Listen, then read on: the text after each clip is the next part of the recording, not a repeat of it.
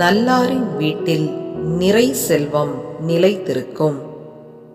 பொல்லாரின் வருவாயால் விளைவது தொல்லையே. நீதிமொழிகள் புத்தகம் 15வது அதிகாரம் 6வது இறை திருவசனம். நல்லாரின் வீட்டில் நிறை செல்வம் நிலைத்திருக்கும்.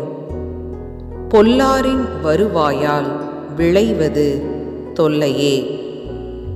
நீதிமொழிகள் புத்தகம் 15வது அதிகாரம் 6வது இறை திருவசனம்.